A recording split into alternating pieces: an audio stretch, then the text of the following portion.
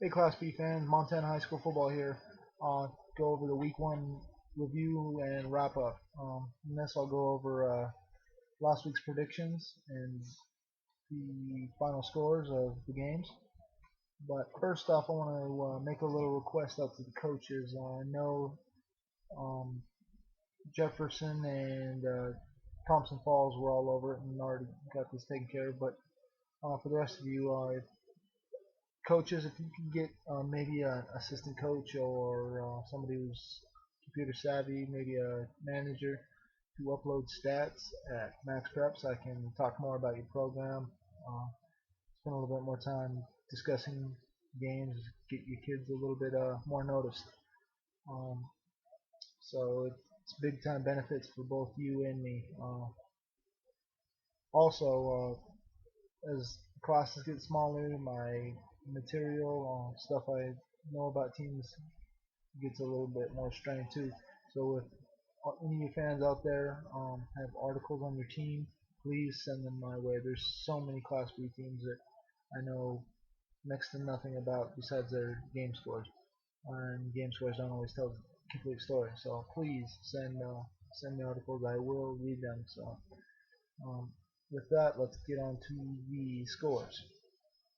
First game was Eureka versus St. Ignatius. Had Eureka winning 28-7. Didn't know a whole lot about either team. Apparently, I need to start reading up on about St. Ignatius. They put up 42 points, pulling out the win, 42-20. Big win for St. Ignatius there. I'll keep an eye on them. Joliet versus Shepherd. Got to read a little bit about Joliet thanks to Ryan Minch sending me an article um, about their preseason there. Uh, their little write-up. I predicted Shepherd to pull this one out 27-7. I got Joliet's score right. They scored 7.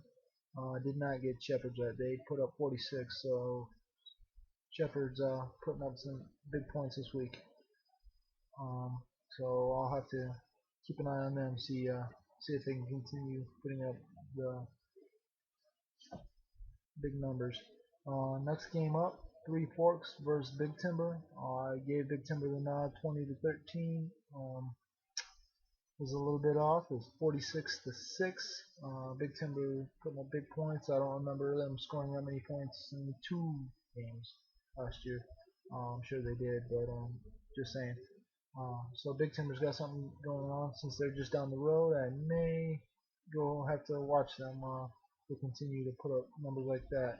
Very impressive. Good job, sheep herders. Um, Jefferson versus Deer Lodge. This may have been the game of the night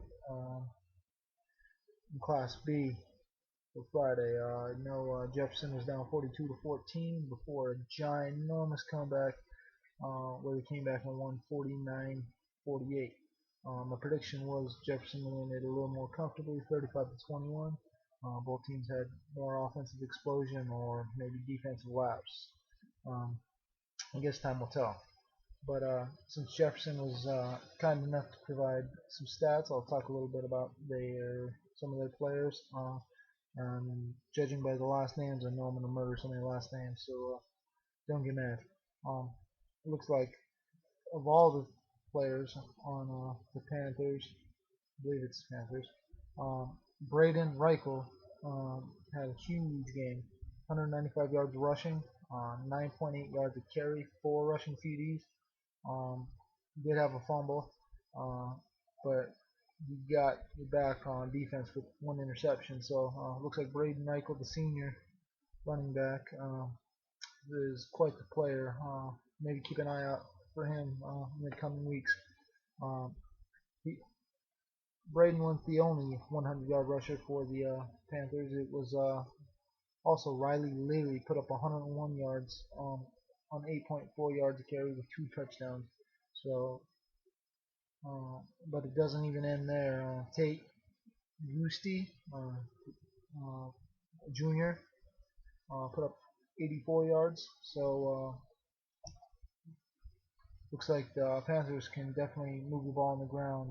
So if you're coming to play them, get ready to strap on the helmets and play some tough-nosed football. Defensive side of the ball, looks like Trace Letexier, or Taxier, junior middle linebacker, offensive tackle. Put up 14 tackles, 8 solos, 6 assists, so big game on defense from Trace. Also, defensive end Lance Vossler was all over the Wharton quarterback with 4 sacks, so huge game at Lance as well. Uh, Next game, move on to, is Thompson Falls versus Florence. Predicted Thompson Falls to win this game. I knew they had a bunch of young kids, so I gave them the nod, 28 to 21.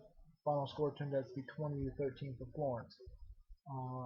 So we were wrong on that game, but Thompson Falls put up some decent numbers. It looked like turnovers kind of hurt them a little bit.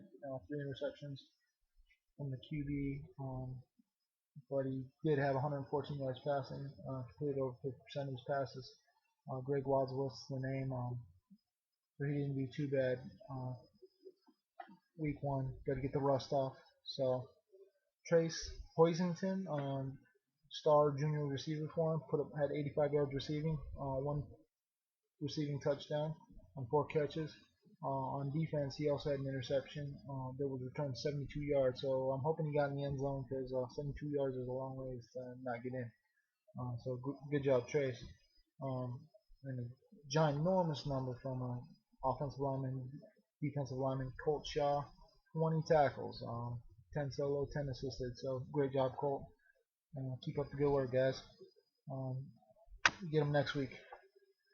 Next game up is Plentywood versus Wolf Point. I gave Wolf Point the win 21-14 in my projections. They did even better. They won 25 to 8. Wolf Point I know has a good running back. I believe it's David Kner.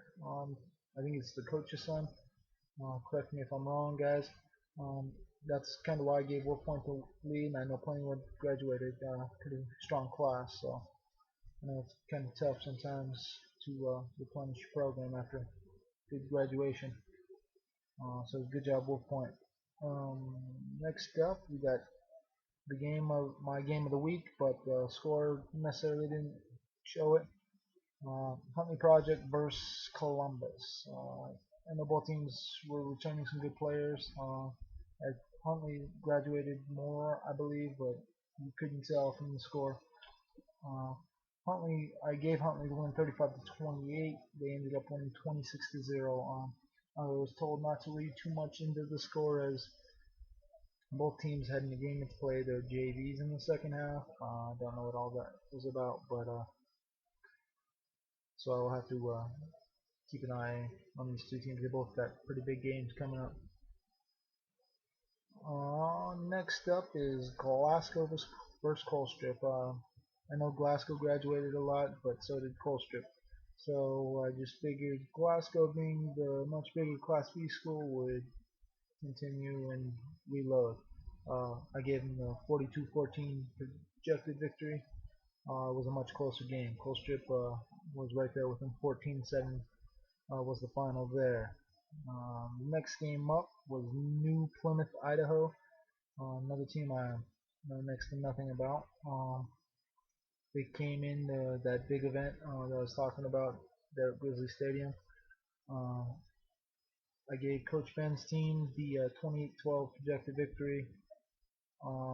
Turned out they fell to New Plymouth 30 to 26, so tough loss there. Just a little small bump in the road for the Chiefs. That's all I got.